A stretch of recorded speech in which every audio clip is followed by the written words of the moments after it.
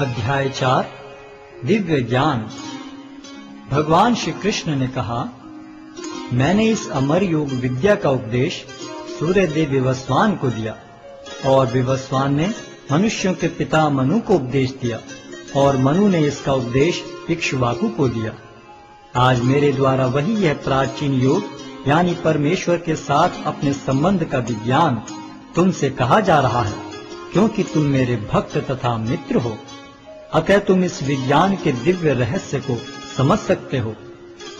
इस प्रकार यह परम विज्ञान गुरु परंपरा द्वारा प्राप्त किया गया और राज ऋषियों ने इसी विधि से इसे समझा, किंतु कालक्रम में यह परंपरा छिन्न हो गई। अतः यह विज्ञान यथारूप में लुप्त हो गया लगता है।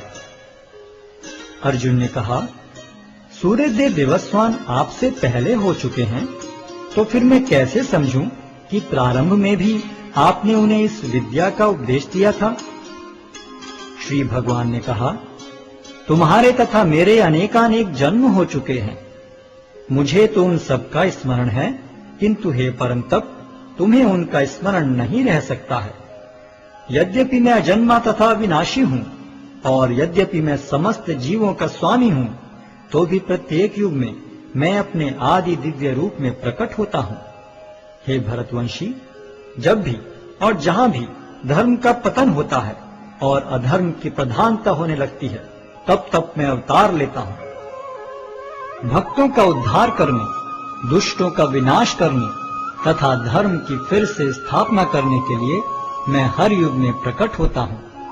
हे अर्जुन, जो मेरे आविर्भाव तथा कर्मों की दिव्य प्रकृति को जानता है, वह इस शरीर को छोड़ने पर इस भौतिक संसार में पुनः जन्म नहीं लेता, अपितु मेरे सनातन धाम को प्राप्त होता है।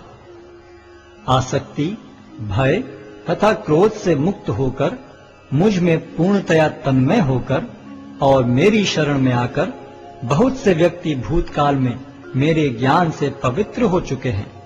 इस प्रकार से उन सबों ने मेरे प्रति दिव्य प्रेम को प्राप्त किया है। जिस भाव से सारे लोग मेरी शरण ग्रहण करते हैं, उसी के अनुरूप मैं उन्हें फल देता हूँ। हे पार्थ, प्रत्येक व्यक्ति सभी प्रकार से मेरे पथ का अनुगमन करता है। इस संसार में मनुष्य सकाम कर्मों में सिद्धि चाहते हैं, फलस्वरूप वे देवताओं की पूजा करते हैं। निस्संदेह संसार में मनुष्य को सकाम कर्म का फल शीघ्र प्राप्त होता है। प्रकृति के तीनों गुणों और उनसे संबद्ध कर्म के अनुसार मेरे द्वारा मानव समाज के 4 विभाग रचे गए। यद्यपि मैं इस व्यवस्था का सृष्टा हूं, किंतु तुम यह जान लो कि मैं इतने पर भी अव्यय अकर्ता हूं। मुझ पर किसी कर्म का प्रभाव नहीं पड़ता, न ही मैं कर्मफल की कामना करता हूं। जो मेरे संबंध में सत्य को जानता है, वह भी कर्मों के फल के पाश में नहीं बंधता। प्राचीन काल में समस्त मुक्तात्माओं ने मेरी दिव्य प्रकृति को जान करके ही कर्म किया। अतः तुम्हें चाहिए कि उनके पद चिन्हों का अनुसरण करते हुए अपने कर्तव्य का पालन करो। कर्म क्या है और अकर्म क्या है, इसे निश्चित करने में बुद्धिमान व्यक्ति भी मोहग्रस्त हो जाते हैं।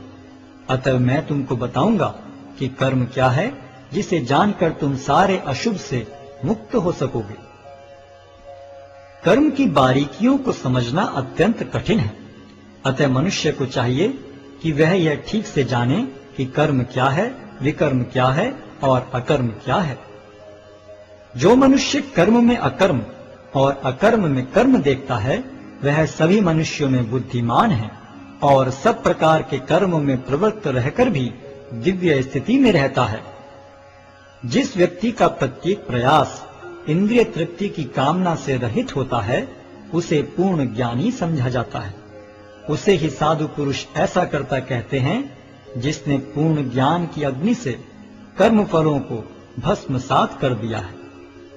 अपने कर्म फलों की सारी आसक्ति को त्याग कर सदैव संतुष्ट तथा स्वतंत्र रहकर वह सभी प्रकार के कार्यों में व्यस्त रहकर भी कोई सकाम कर्म नहीं करता। ऐसा ज्ञानी पुरुष पूर्ण रूप से संयमित मन तथा बुद्धि से कार्य करता है, अपनी संपत्ति के सारे स्वामित्व को त्याग देता है और केवल शरीर निर्वाह के लिए कर्म करता है। इस तरह कार्य करता हुआ वह पाप रूपी फलों से प्रभावित नहीं होता है।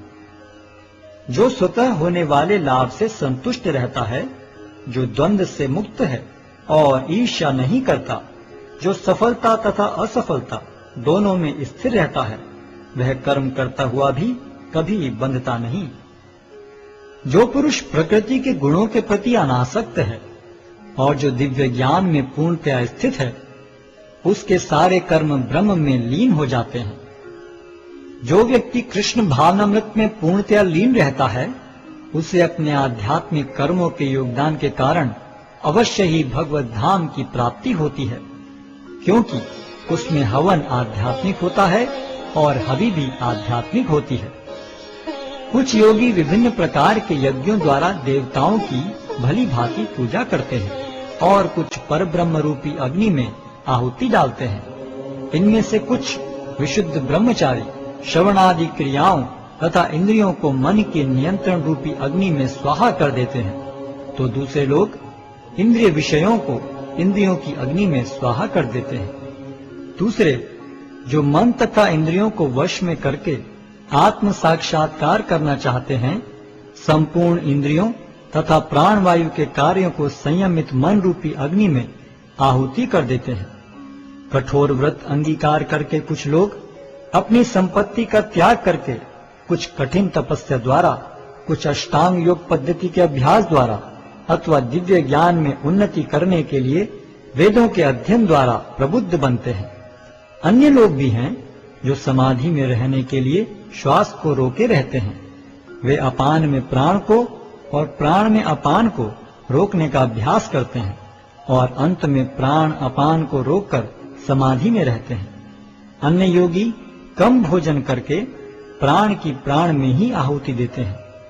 ये सभी यज्ञ करने वाले यज्ञों का अर्थ जानने के कारण पाप कर्मों से मुक्त हो जाते हैं और यज्ञों के फल रूपी अमृत को चखकर परम दिव्य आकाश की ओर बढ़ते जाते हैं। हे कुरुश्रेष्ठ, जब यज्ञ के बिना मनुष्य इस लोक में या तो इस जीवन में ही सुखपूर्वक नहीं रह सकता, तो फिर अगले जन्म में कैसे रह सकेगा? ये विभिन्न प्रकार के यज्ञ वेद सम्मत हैं और ये सभी विभिन्न प्रकार के कर्मों से उत्पन्न हैं। इन्हें इस रूप में जानने पर तुम मुक्त हो जाओगे। हे परंतप, द्रव्य यज्ञ से ज्ञान यज्ञ श्रेष्ठ है। हे पार्थ, अंततो गत्वा सारे कर्म यज्ञों का अवसान दिव्य ज्ञान में होता है। तुम गुरु के पास जाकर सत्य को जानने का प्रयास करो, उनसे विनीत होकर जिज्ञासा करो और उनकी सेवा करो। स्वरूप सिद्ध व्यक्ति तुम्हें ज्ञान प्रदान कर सकते हैं, क्योंकि उन्होंने सत्य का दर्शन किया है। स्वरूप सिद्ध व्यक्ति से वास्तविक ज्ञान प्राप्त कर चुकने पर तुम पुनः कभी ऐसे मोह को प्राप्त नहीं होगे, क्योंकि इस ज्ञान के द्वारा तुम देख सकोगे कि सभी जीव परमात्मा के अंश स्वरूप हैं, अर्थात वे सब मेरे हैं। यदि तुम्हें समस्त पापियों में भी सर्वाधिक पापी समझा जाए, तो भी तुम दिव्य ज्ञान रूपी नाव में स्थित होकर दुख सागर को पार करने में समर्थ होगे।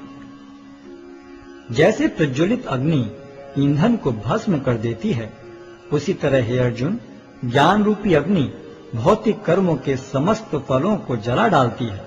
इस संसार में दिव्य ज्ञान के समान कुछ भी उदात्त तथा शुद्ध नहीं है। ऐसा ज्ञान समस्त योग का परिपक्व फल है। जो व्यक्ति भक्ति में सिद्ध हो जाता है, वह यथा समय अपने अंतर में इस ज्ञान का आस्वादन करता है। जो श्रद्धालु दिव्य ज्ञान में समर्पित हैं और जिसने इंद्रियों को वश में कर लिया है, वह इस ज्ञान को प्राप्त करने का अधिकारी है और इसे प्राप्त करते ही वह तुरंत आध्यात्मिक शांति को प्राप्त होता है।